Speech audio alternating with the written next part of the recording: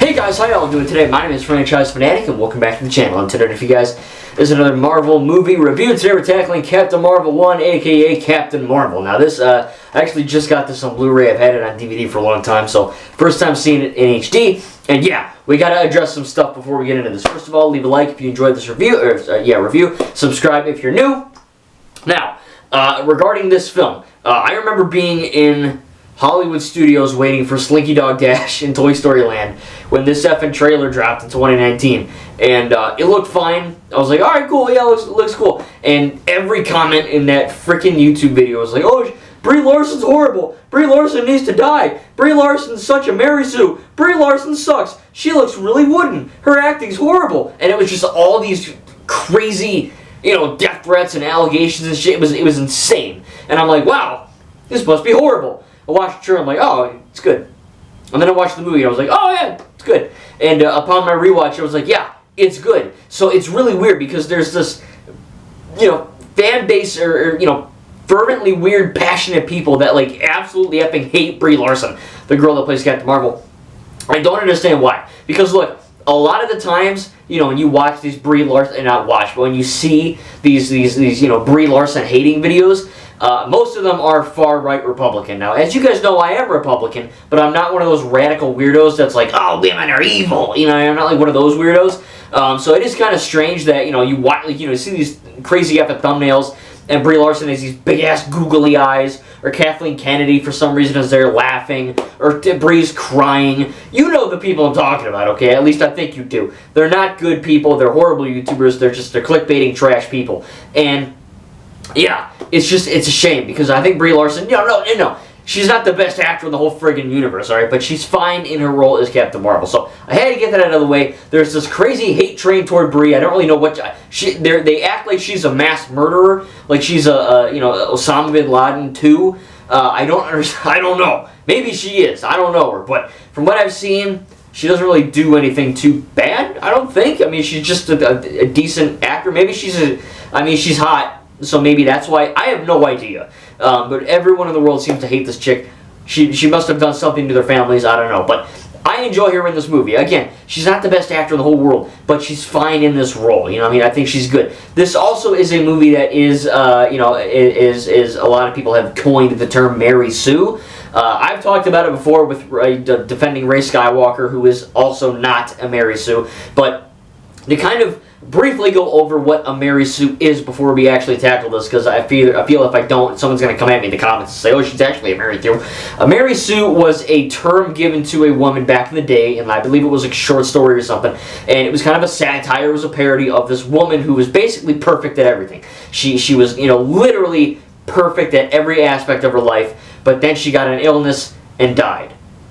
That's what, and then her name was probably effing Mary Sue. I didn't read the damn thing, but that's what I know. It's about a story, and a Mary Sue is a coined term given to a female in anything. I guess real life, but mostly in media and franchise land. And it's basically, Mary Sue is a woman that is perfect at everything, right? No failures, nothing. And as I said before, Rey Skywalker in the sequel trilogy, she fails up to like 30 times, I think. And again, knowing the term Mary Sue means a female that physically, literally, mentally, absolutely cannot fail at anything, or else she's not a Mary Sue. Captain Marvel literally fails in this movie so many times. She's ignorant, she's cool and she's got these crazy powers, but she doesn't really know her identity. She struggles with knowing who she is, where her powers came from. She doubts herself. She gets, she loses fights a lot. She gets, made fun of by her people. She gets, basically beat around by this AI creature, the Kree. Again, a lot of the faults of this movie, a lot of the failures of this character in this film isn't necessarily physical a lot of the time. It is mental, and it's kind of like Rey, but not as good, I don't think. But, a lot of the time she's failing in this movie. And yeah, like I said, she is cool and she's badass and she's, she's firing her wrist bombs or whatever, but her photon blasts. But it is, there are moments in this movie where she clearly fails a lot of the time. I'm not going to go and name every single one because, that's not this video, but she does. I listed a few already, and she does fail a lot. Obviously, she's a superhero, and she wins in the end, but, you know, she's not a perfect woman. Again, Mary Sue means you have to be perfect. If you fail one time, you're automatically not a Mary Sue. You have destroyed your own argument. And again, she got beat by Jan Rog. She doesn't know who she is and she fails and she quite clearly is ignorant. She's kind of an asshole. And then she, gets that, she's clearly making fun of people because she thinks she's all that. That's a negative. Oops, she's not a Mary Sue. Anyway, let's move on with the review. Just had to get that out there. This is a good movie. This is not only an origin for Captain Marvel that we kind of see briefly at the end of Infinity War with Nick Fury and all that as he gets blipped. This is also an origin of essentially Nick Fury. We get some really great CGI de-aging / makeup, I would assume, on Coulson. More specifically, Nick Fury. He's in this movie a lot. I think Nick Fury and Captain Marvel, Brie Larson, Carol Danvers, I think they have a really good kind of camaraderie. I think they work well together. I think they're really fun. And then again, this movie not only builds the bridge of who Captain Marvel is and why we're going to see her and how she gets to this point in Endgame, we also get to see, kind of how she builds the metaphorical friendship bridge with Nick Fury and how he's able to page her. Really, the whole movie is setting that up. But at the crux, you also get a really cool introduction of the Kree, which we've seen before with Guardians of the Galaxy and all that. But, we're also getting the Skrulls for the first time, right? The Skrulls are these green alien guys that can kind of shapeshift into different people and things. And we've seen this in the Avengers and Marvel comics, if you've read those, which I've read a few.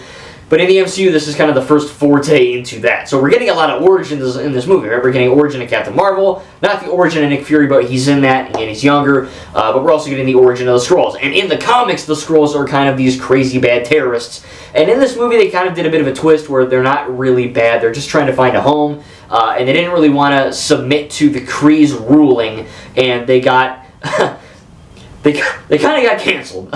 Let's just say that. If you're not Democrat and you're not... I guess bowing to the needs of them and what they want, you're going to get canceled, right? We've seen it before. We've seen Gina Carano get canceled for a tweet. We've seen stuff like that. And not to get political, but that's kind of like the metaphor that's like the real life allegory, right? If you don't submit to people, you get canceled. Same thing there. The Skrulls didn't want to commit to the Kree ruling and their rules and their policies, so the Kree essentially went haywire and just started effing attacking them, and that's why the Skrull are kind of on the run and they're AWOL and they're trying to find their new homes. And, real life allegories aside, it is an interesting story to tell, and again, I think it works. Talos is fun in this. Of course, we've seen the guy, I don't know his name, but he's like the villain and everything beside the Mad Milkman who's in Indiana Jones and Doctor Strange and whatever.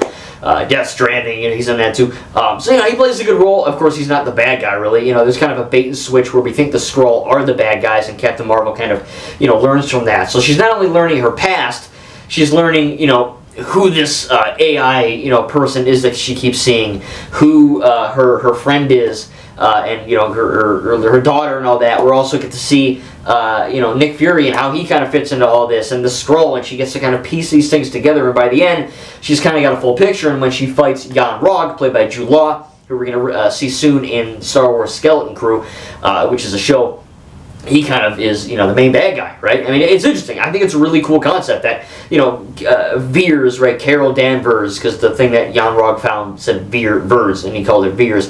Veers, a.k.a., Captain Marvel, she kind of goes throughout this movie kind of on a journey of self-discovery, not only how she got her powers, but all the other stuff I mentioned.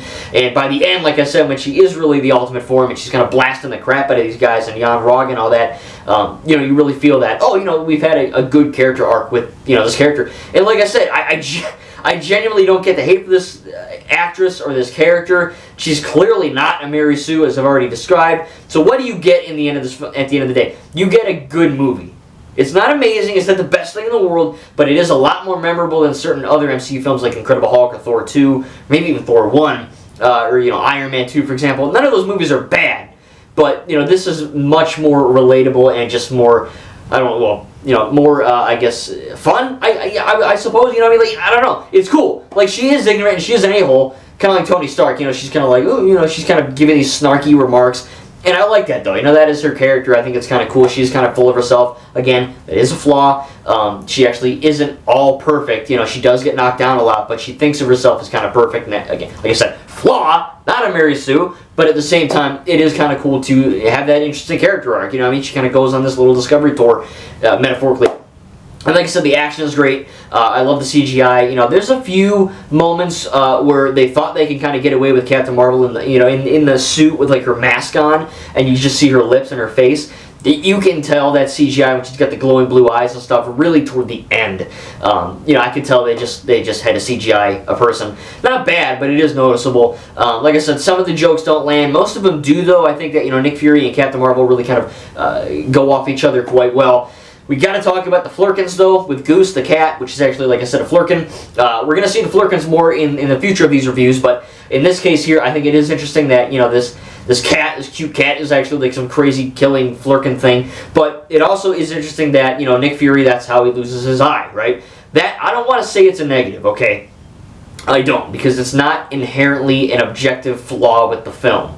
It's just something that happens. And yeah, it's funny, and it subverts my expectations. But, you know, in The Winter Soldier, Nick Fury is kind of a, you know, stone-cold killer who's like, last time I trusted someone, I lost an eye. And we're like, oh, how did he lose the eye? Oh, man, I bet there was a knife fight. You know, oh, he got his eye cut out with a knife, right? Like a cool... No, the cat is... You know, it's like, all right.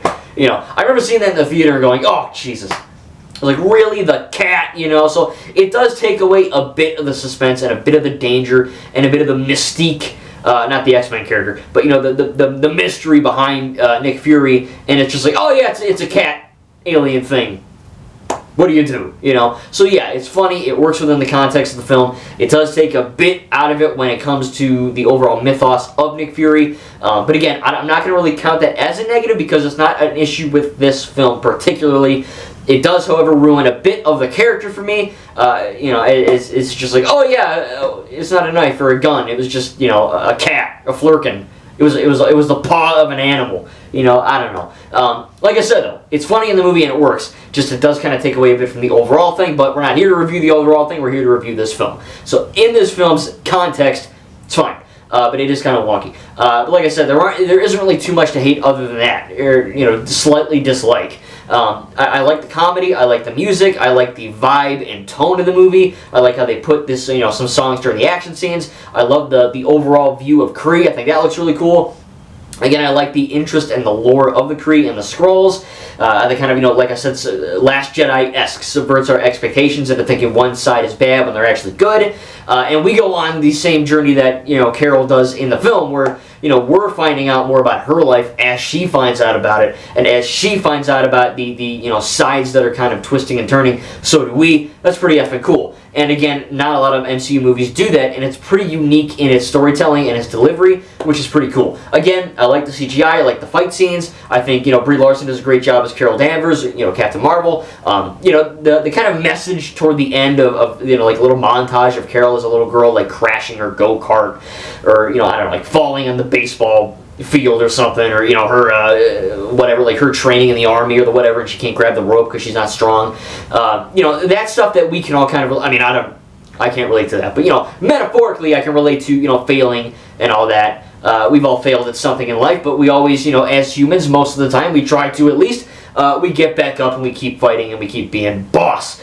And that's kind of the overall, I don't want to say overall message of the movie, because again, it's kind of shoehorned in the end. I don't really think there is an effing message, like an overall, you know, arcing message, so to speak, that you know, maybe self-discovery, mainly, you know, finding out who you are and your role in the universe, I guess. But, you know, we kind of find that out when we're 7 or 12. You know what I mean? It's not like a lifelong thing for a lot of us. So, you know, I do like that message where, you know, she's kind of getting back up, and she's, you know, constantly in her life, from kid to adult, she's failing, she's getting back up, she's trying. And yeah, again, like I said, like go-kart fail, baseball fail, army fail. 3 more reasons why she's not a Mary Sue. But at the same time, she does continue to fight, and that is good writing. That's what heroes do. That's what people do most of the time when we're not giving up on life and crying. But still, at the same time, it is interesting that, you know, they kind of have that aspect toward the end, and then when she clearly rises and she's the most powerful version of herself, she knows her past, she knows all that. And I think it's a really cool aspect of the film. Again, I like the, the fight scenes are good. Like I said, I mean, there's not really a standout amazing fight scene, but I like when she gets her powers, she's kind of, bonking the guys in the end. There's really, really good shots and really good cinematography where she's in space and all that. Ronan makes a cameo, which is also kind of cool. He's Kree. I like the Nick Fury stuff. I think the CGI in him looks fine. I like the banter, like I said, really works. How he's like fiddling with tape and she just like blasts a hole through a lock. I mean, there's funny stuff like that, which does work. And again, I like the aspect of the lore of the Skrulls and the Kree. I like Nick Fury, his past. I like Coulson, how we're kind of seeing the beginning of his role in the MCU before, of course, he died in Avengers 1. Apparently, he got revived in Agents of S.H.I.E.L.D., but I guess that's not canon. It's also not part of the multiverse like Spider-Man or Deadpool, which those are also canon. So it's really weird. I might have to make a whole video talking about the canon of the MCU because it's actually really cool. But I don't think that Agents of S.H.I.E.L.D. is part of that. If I'm wrong, please tell me in the comments. Last time I checked, Agents of S.H.I.E.L.D. is not canon. It's just whatever. Just nothing, I guess. I don't know.